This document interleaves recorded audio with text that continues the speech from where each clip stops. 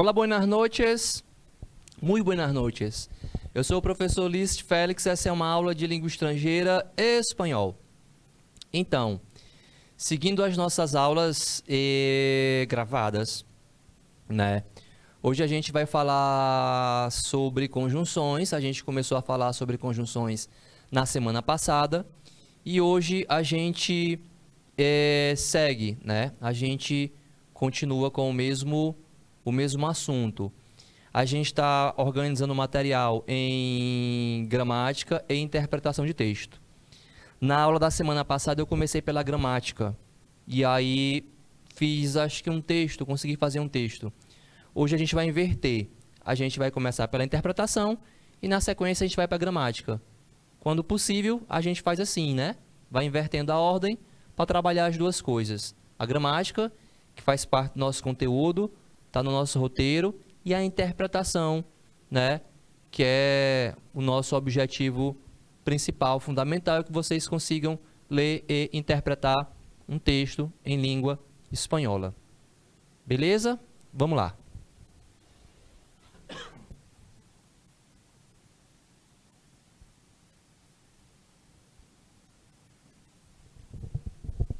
Bom, como vocês já sabem, a gente organiza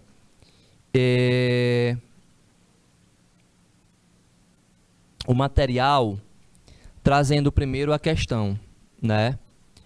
Por que que a gente organiza dessa forma? Nós organizamos dessa forma porque a dica preciosa de interpretação para vocês é essa, que vocês leiam a questão antes de fazer a leitura do texto.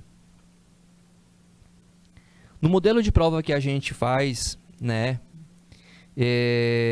para o vestibular, para os vestibulares, para as universidades, tá, o Enem, a gente coloca, a gente traz o texto vem em espanhol e a questão em português. Então você já sabe, leia a questão antes, já vai me adiantar qual vai ser o assunto. Automaticamente já vou para o texto com uma ideia prévia do assunto. Automaticamente vem na minha mente, na minha memória, todo aquele assunto, todo aquele possível vocabulário que eu venha encontrar ali dentro dessa temática. E é o que nós vamos fazer aqui. Diz assim, de acordo com o texto de Moreno Fernandes, podemos afirmar que o enunciado, às vezes o enunciado faz um comentário sobre o texto que ajuda bastante, e só ele já me basta, né? Não é o caso. O que eu posso ficar com o enunciado é que dizer que de acordo com o texto, então muito provavelmente esse tipo de enunciado é para dizer que está lá. A resposta, a informação está lá no texto. Não vai para o campo da dedução, tá? Um trabalho, uma expressão, né, idiomática, e sim, a informação está lá no texto. A letra A diz assim, é comum, com isso que eu estou fazendo aqui agora, de que a gente tem uma tendência de já querer ir eliminando algumas alternativas. É comum, sabe? E é ok, né? Mas não é momento de responder. Aqui não é momento de responder, sabe? Não façam isso. Leiam um texto, tá? Fazer isso, responder aqui agora, é chute, viu? O Brasil mantém relações somente com os países que falam espanhol como primeira língua. Por quê? Porque você lê esse tipo de coisa, você já tende a achar que não é resposta, né? Mas vai que é um texto de ficção, né? Então, mas veja o que está sendo dito aqui. O que é dito? O Brasil mantém relações somente com os países que falam espanhol como primeira língua. É absurdo, né? Mas, o que vai me dizer realmente, me dar segurança isso é absurdo, é o texto. B. A grande imigração de espanhóis para o Brasil somente foi possível após a unificação das duas coroas. Outro detalhe aqui, Bom, eu vou ler as questões, vamos lá. O Tratado de Tordesilhas e a unificação das coroas, letra C, de Portugal e Espanha, transformaram a língua espanhola em meio fundamental para o progresso do Brasil. D. No Brasil, a língua espanhola se expandiu por vários motivos, entre eles o surgimento e a consolidação do Mercosul. E letra E. A história do Brasil, sua consolidação e a fronteira com países que falam espanhol trouxeram a necessidade de uma aliança comercial entre esses países e a Espanha. Entre esses países e a Espanha, tá? Vamos ler o texto.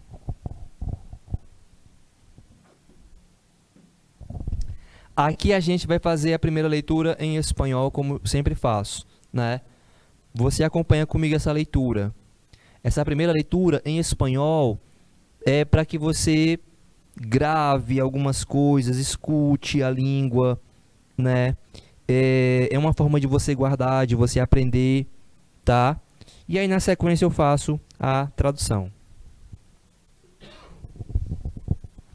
Brasil y sus fronteras. La importancia de la presencia hispánica en Brasil, tanto desde una perspectiva histórica como en la situación actual.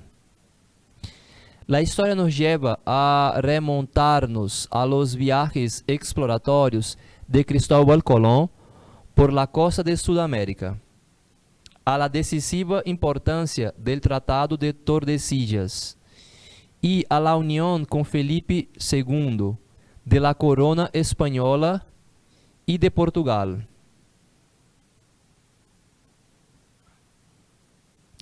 Los acontecimientos más recientes nos obligan a recordar la notable incidencia de la inmigración española durante los últimos 100 años, que tuvo como territorios de destino principales el sur y el sudeste de Brasil, lo que, unido a la vecindad de los países hispánicos, contribuyó a dar al español una presencia relativamente apreciable y a convertirlo en el sur en una lengua cercana y familiar en todo tipo de relaciones. En los inicios de un nuevo siglo, el español en Brasil es una lengua de prestigio y en expansión, puesto que es vista como una lengua internacional de indudable utilidad debido al nacimiento y a la consolidación del mercado común del sur, Mercosur, a la magnitud de la presencia económica de España y a la influencia de la cultura hispánica en su conjunto. El contacto histórico de Brasil con los vecinos países hispanohablantes tiene su muestra más clara en las relaciones personales y comerciales establecidas en la frontera con Paraguay, Argentina y Uruguay, que han llegado a transformarse en el Mercosur. Pero ni el español ni la presencia hispánica en Brasil terminan en los territorios de la frontera sureña, por muy importante que sean, y realmente lo son, además de con sus vecinos y socios políticos económicos. Brasil tiene frontera con Bolivia, Perú, Colombia y Venezuela, y mantiene unas buenas relaciones con Ecuador y Chile, únicos países hispanohablantes sudamericanos con quien Brasil no limita.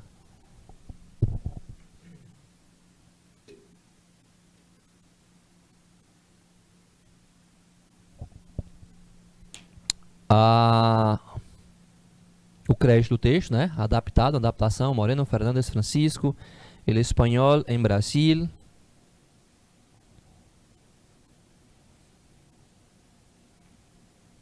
El Español en Brasil. El Español en el Mundo. Anuário del Instituto Cervantes, Madrid, Instituto Cervantes. O Instituto Cervantes é um instituto, como o próprio nome fala, que homenageia o Miguel de Cervantes, né, o nome. Os espanhóis consideram o maior escritor em língua castelhana, espanhol, e tem como uma de suas funções incentivar o uso da língua, a pesquisa, né, incentivam o ensino da língua no mundo e principalmente, né, aqui no Brasil e por aí vai.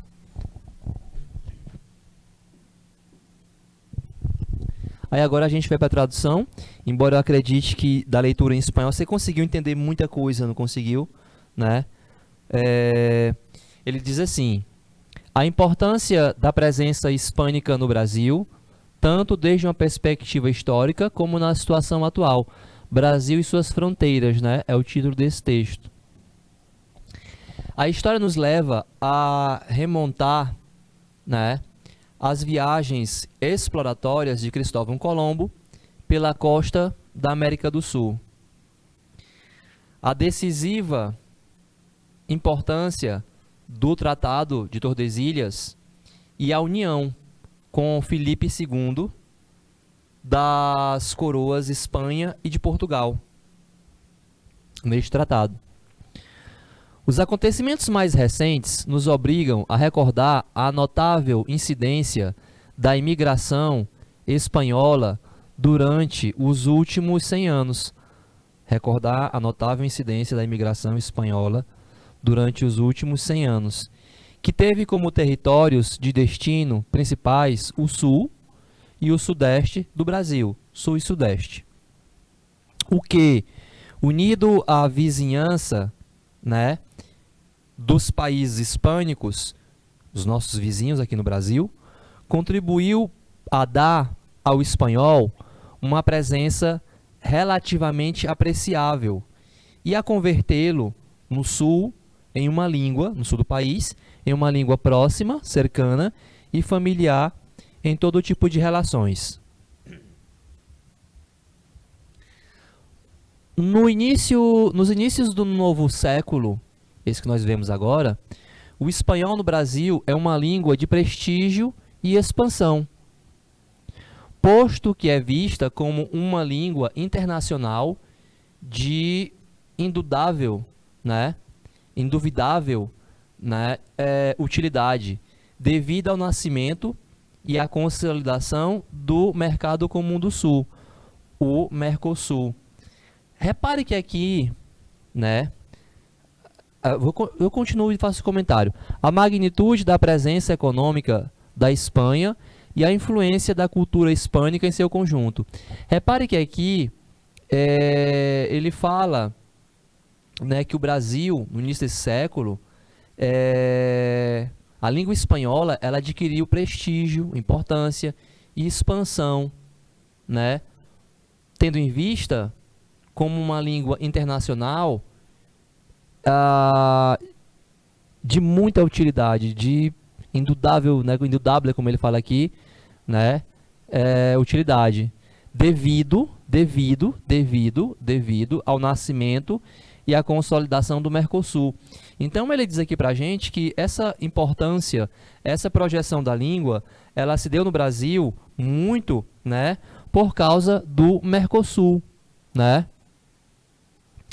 E aí, consequentemente, a presença, né, a magnitude da presença econômica da Espanha, né, e a influência da cultura hispânica em seu conjunto, né? Então, o Mercosul e também junto com essa realidade, né, do Mercosul, dos vizinhos, de um aporte, de uma presença econômica dos espanhóis no Brasil, né? O contato histórico do Brasil com os vizinhos países hispanohablantes tem sua amostra mais clara nas relações pessoais e comerciais estabelecidas na fronteira com o Paraguai, com a Argentina e Uruguai, que chegaram a transformar-se, né, no Mercosul. Mas nem o espanhol, nem a presença hispânica no Brasil terminam nos territórios da fronteira do Sul, surenha, né? Por muito importante que sejam, e realmente são. Ademais dos vizinhos e sócios político-econômicos, Brasil tem fronteira com a Bolívia, Peru, né? Bolívia, Peru, Colômbia e Venezuela. E mantém uma boa relação com o Equador e Chile, os únicos dois países hispanohablantes, né, da América do Sul com quem o Brasil não limita geograficamente, né? Não limita. Interessante que o texto é de uma época em que as relações comerciais estavam aí, né? Paraguai, Argentina e Uruguai. Hoje são mais países, né? Venezuela entrou, acho que, se não me falha a memória, ah, Bolívia, né? Enfim. Brasil, Argentina, Paraguai, Uruguai, Venezuela, Bolívia. Creio que fica aí, né? Então, a gente vai para a interpretação do texto. Vamos para as questões, né? Só conferindo, pessoal. Argentina, Paraguai, Uruguai, Venezuela, Peru, Equador, Colômbia. Países membros do Mercosul, né? Beleza. Não é isso? O Chile não entra. Brasil, Argentina, Paraguai, Uruguai, Venezuela, Peru, Equador, Colômbia, Bolívia.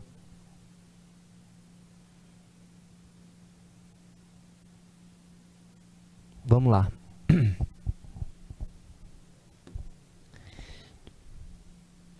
De acordo com o texto de Moreno Fernandes, podemos afirmar que outro comentário, outra dica é a gente lembrar de fazer por eliminação.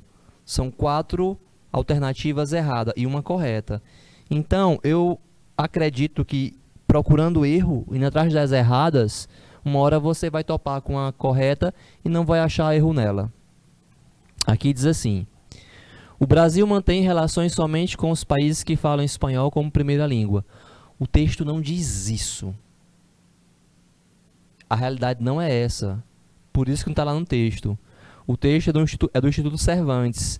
Isso é importante observar a origem do texto, né? O Instituto Cervantes é um instituto sério, né? É um texto que fala de coisa séria, não é um texto de ficção, não é um texto de humor, né? Então não existe isso, dizer que o Brasil mantém relações somente.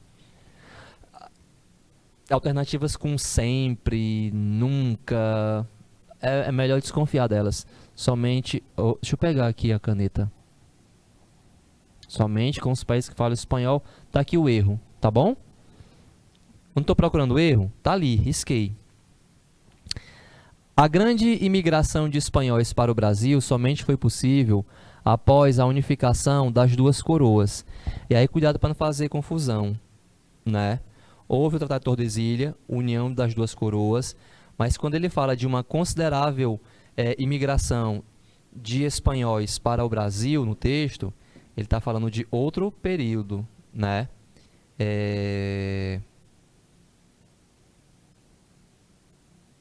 Cadê aqui? Espanha. Os acontecimentos mais recentes, então não tem nada a ver com o tratado, nos obrigam a recordar a notável incidência da imigração, ele fala notável, né? Incidência da imigração, e lá fala grande, né? Algo assim, durante os últimos 100 anos, né? Teve como território de destino principal Sul e Sudeste. E aqui na questão ele fala, né, a grande migração de espanhóis para o Brasil, né, que não é tão, né, mas é considerável. Então, somente foi possível após a unificação das duas coroas. Ele está falando dos últimos 100 anos, né? Então, tá aqui o que está errado na alternativa B, o que tem na letra B de errado, que me faz descartá-la, desconsiderá-la. Estamos procurando erro. C. O Tratado de Tordesilhas e a unificação das coroas de Portugal e Espanha transformaram a língua espanhola em meio fundamental para o progresso do Brasil. O texto não diz isso. fala o Tratado de Tordesilhas, da União das Coroas, né? É por isso que os portugueses vieram para cá também, porque quem descobriu foram os espanhóis, né? Não fala, né? Não é desse período essa expansão da língua. É recente, é do Mercosul, é dos últimos 100 anos a vinda de portugueses. Então, ó, e-mail fundamental para progresso, tá aqui o erro, né? Associar esse crescimento da língua, o estudo da língua, por causa do Mercosul, né, da imigração nos últimos 100 anos, o Mercosul, os países vizinhos, associar ao período da colonização. Não tem nada a ver. No Brasil, a língua espanhola se expandiu por vários motivos, né? Entre eles, acho que o principal, o surgimento da consolidação do Mercosul. O que é que tem de errado aqui? Aí tu lê a letra E para confirmar que a resposta é a letra D. A história do Brasil, sua consolidação e a fronteira com países que falam espanhol trouxeram a necessidade de uma aliança comercial entre esses países e a Espanha. Não é, né? A Espanha que encontrou depois um ambiente muito favorável, né, para que depois se interessasse em fazer investimentos aqui no nosso país, de acordo com o texto, né? Ver o Mercosul, né? Já havia nos últimos 100 anos uma tendência por causa da quantidade de países vizinhos, a vizinhança.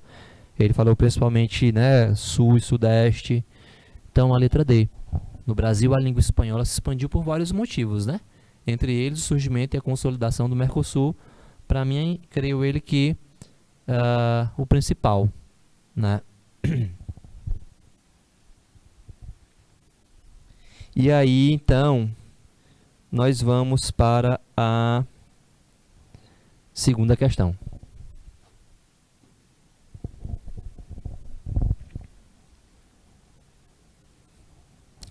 Na segunda questão, a gente vai falar aqui, ou vai ver, um texto que fala especificamente a respeito do uso da língua.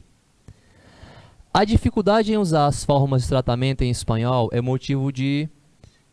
A dificuldade em usar as formas de tratamento em espanhol é motivo de dificuldades porque, no geral, as pessoas... Letra A. Desconhecem as normas gramaticais e cada um usa os pronomes como lhe convém. Ignoram as regras por não concordarem com elas e criam normas regionais de tratamento. Possuem percepções diferentes dos valores atribuídos a cada pronome, segundo o seu entorno. Utilizam os pronomes de forma como acreditam ser a forma correta para seu contexto. Incorporam modismos ao uso real dos pronomes, o que dificulta uma padronização. Deixa eu só... Marquei. Está marcado. Leitura em espanhol, sequência, tradução, sequência, questão. Tu, usted, vos ou su merced. Ó, só pelo enunciado aqui, tá se falando de forma de tratamento. Isso aqui é um negócio que eu comento constantemente nas minhas aulas. Se você acompanha... Tu, usted, vos, né? Pode ser que a su merced não seja tão comum, né? Porque também não é. Problemas com as formas de tratamento. É isso o assunto do texto. Formas de tratamento é o nome que se le dá en la gramática a las diversas opciones que tenemos los hispanohablantes para dirigirnos a los demás, utilizando ciertos pronombres personales, tú, usted, vos, su merced, os, le, te, etc. Las formas de tratamiento varían según la relación social que exista entre el emisor y el receptor. Como nos lo recuerda el Manual de la Nueva Gramática de la Lengua Española. Abre aspas. En el uso de los tratamientos intervienen circunstancias sociales y situaciones de tipo diverso, que pueden variar dependiendo de áreas geográficas y comunidades particulares. La dura realidad. Lo expuesto en el apartado anterior tiene lógica. Sin embargo, como ocurre a menudo cuando se comparan las normas gramaticales con el uso real que le dan a la lengua las personas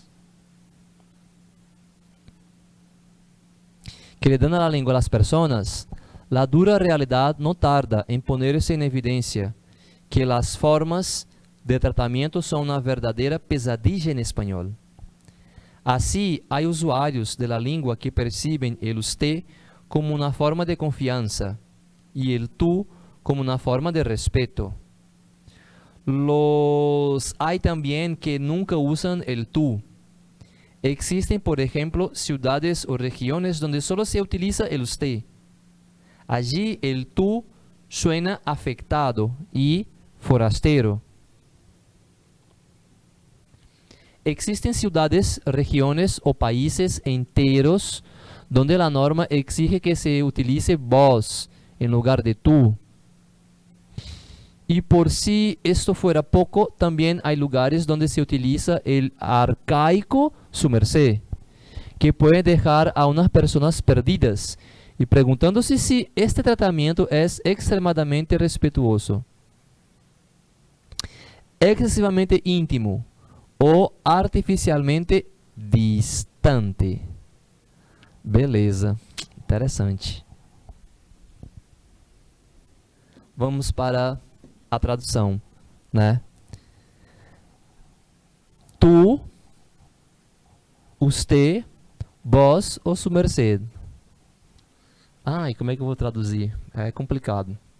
Vamos lá. Tu, você, o vós é o tu de alguns lugares, ou su merced.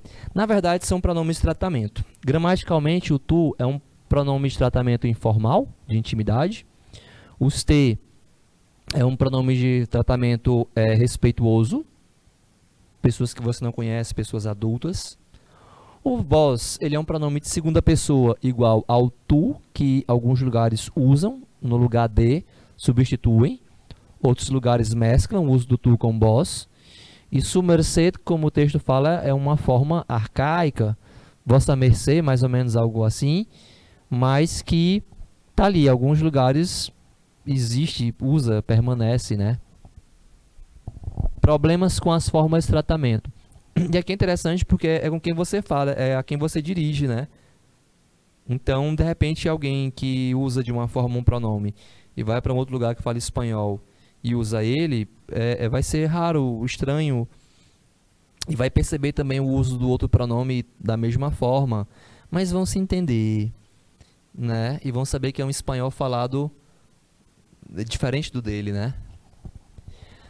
Forma de tratamento é o nome que se dá na gramática a diversas opções que temos os hispanohablantes, eu vou deixar sem tradução, para nos dirigir aos demais, utilizando certos pronomes pessoais, tu, usted, vós, su merced, os, le, te e etc.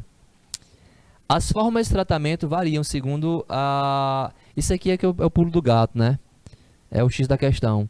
As formas de tratamento variam segundo relações sociais. As relações sociais que existam entre o emissor e o receptor. Como nos lembra o manual da nova gramática da língua espanhola, abre aspas, está lá. No uso dos tratamentos, intervém circunstâncias sociais e situações de tipo diverso, que podem variar, dependendo de áreas geográficas e comunidades particulares, né? Eu vou grifar isso aqui, porque isso aqui provavelmente vai ajudar na nossa resposta.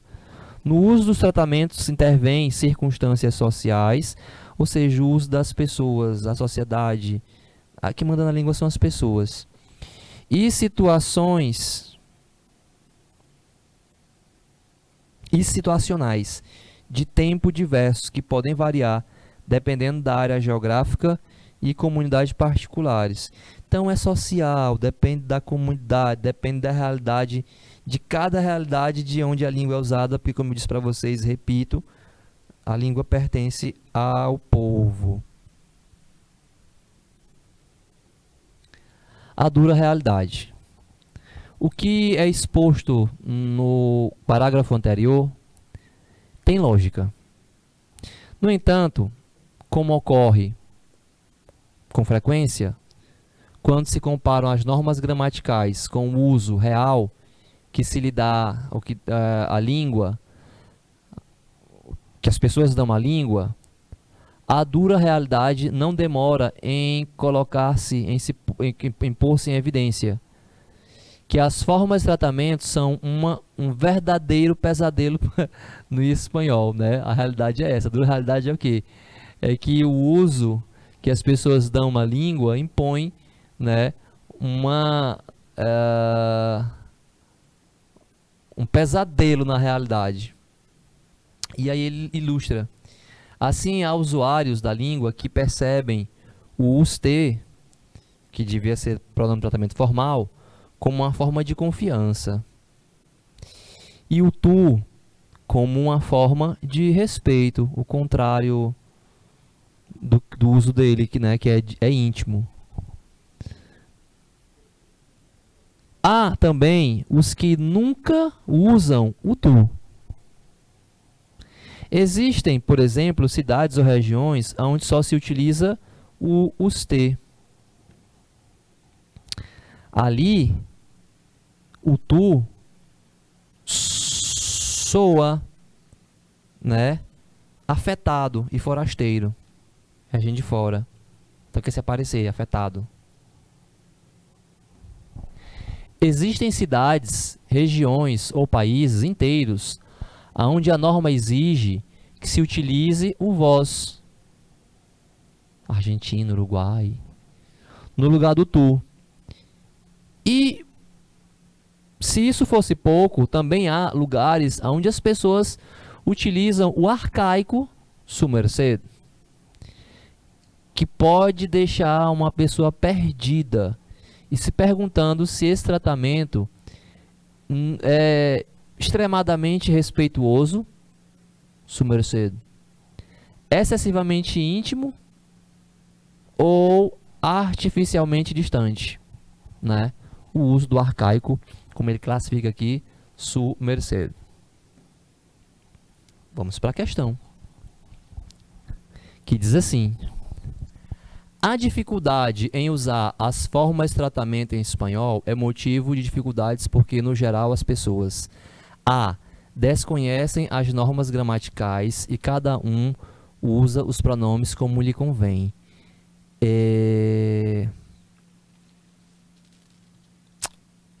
Nós estamos procurando o erro, né? Desconhece as normas gramaticais e cada um usa o pronome como lhe convém. O texto não fala que as pessoas desconhecem as normas gramaticais. Ele fala das questões sociais, das relações, que são elas quem ditam o uso da língua. E você imagine se cada um fosse usar como lhe convém, né? Não é que cada um usa como lhe convém, né? O grupo, o conjunto das pessoas, né? Então não se fala que as pessoas desconhecem e que cada um usa os pronomes como lhe convém.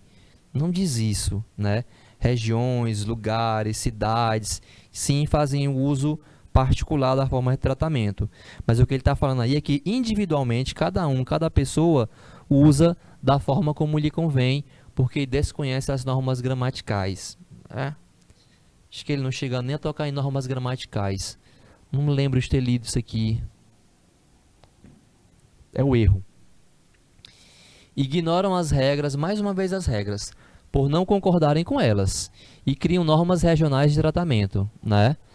Não fala ali de regra, ele fala da gramática, o que seria forma de tratamento, né? Beleza, mas ignorar a regra e criar norma regional, não criam normas regionais, né? Então, ignorar a regra, criar norma regional, não se cria norma regional. Isso é social. Quando fala que social, é da comunidade, é do povo, é da convivência, é resquício de colonização, da tentativa de usar ali a língua, que se misturou com outras formas, né, que já existiam também em cada região dos povos nativos. Possuem percepções diferentes dos valores atribuídos a cada pronome segundo o seu entorno. Não é? Ele não fala isso praticamente no último parágrafo? Que cada lugar tem uma percepção diferente, que em alguns lugares usar um determinado pronome pode parecer para as pessoas ali afetado, que o tu em algum lugar é respeito, o te é confiança, não tem isso? Então, há percepções diferentes dos valores que se atribui a cada pronome. Bonito, né? Legal. Vamos confirmar, lendo a letra D e a letra C. Utilizam os pronomes de forma como acreditam ser a forma correta para o seu contexto. É muito parecido com a letra A e com a letra B, né?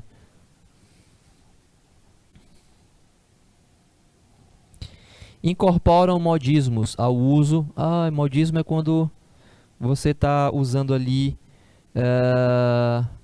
o que dificulta a padronização, né? Modismo, como a própria palavra fala, é algo novo, gíria, passageiro, né? Então não vai de encontro ao que o texto diz. Possuem percepções diferentes. Aqui não é muito assim.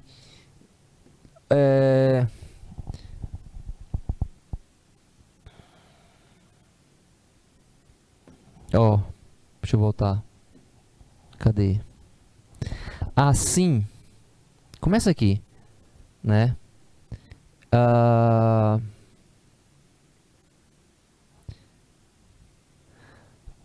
Aqui, essa segunda parte serve muito. O que foi exposto anteriormente tem lógica. No entanto, como ocorre frequentemente quando se comparam as normas gramaticais com o uso real que as pessoas dão que as pessoas dão à língua, a dura realidade não demora em colocar em evidência que as formas de tratamento é um verdadeiro pesadelo em espanhol. E ele começa a dar exemplo, né? Assim, há usuários da língua que percebem os T como uma forma de confiança. E isso aqui ele dá exemplos, mas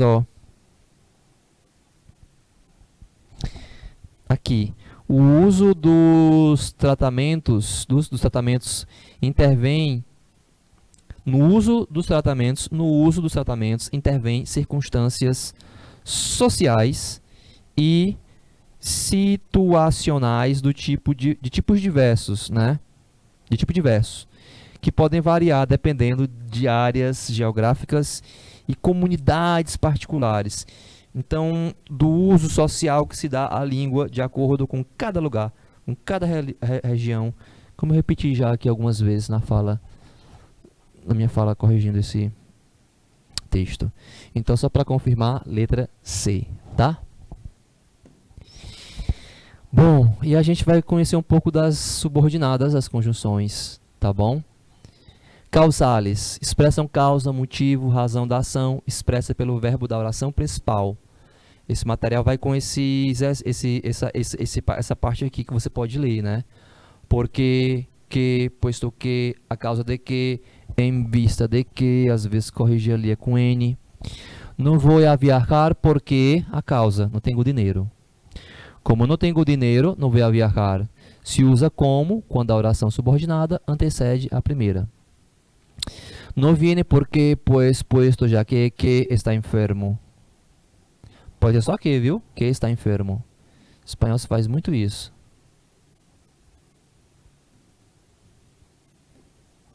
Finales expressam o objetivo ou a finalidade da ação expressa pelo verbo da oração principal.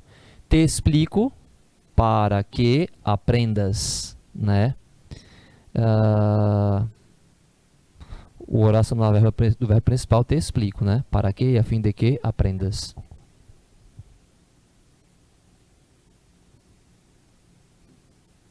Consecutiva expressa o efeito, resultado ou consequência resultante da ação expressa pela oração principal. Que precedido de tanto, né?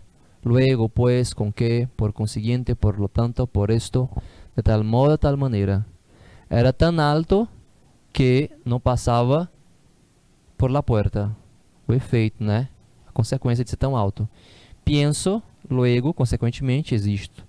Não eres um niño com que, portanto, né? Tu sabes lo que haces. Condicionales expressa uma condição necessária ou uma hipótese para que se realize a ação expressa pelo verbo da oração principal.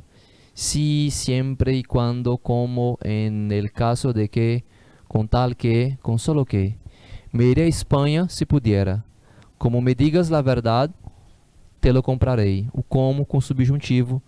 A gente viu isso nas aulas de subjuntivo. Expressa uma condição. Concessivas expressam uma concessão, um consentimento. Aunque, por más que, assim, aun quando, apesar de que, por muito que. Aunque chova, irei ao cine. Tem um tom de teimosia, né? Mesmo debaixo de chuva. Por mais que quisieram, não conseguiram hacerlo. E aqui vem os exercícios. Eu estou chegando no final da minha aula. Mas deixo vocês com as respostas desses exercícios, tá?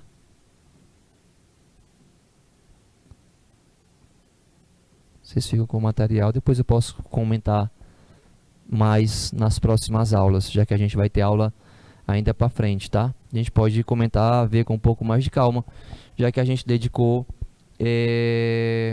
a aula à interpretação desses dois textos. Começamos a parte gramatical, a gente pode em algum outro momento falar um pouco mais dessas conjunções, mas o material vocês têm, tá? Então, obrigado pela atenção. Bueníssimas noites, tardes ou manhãs, não sei quando vem. Até a próxima semana. Nos vemos.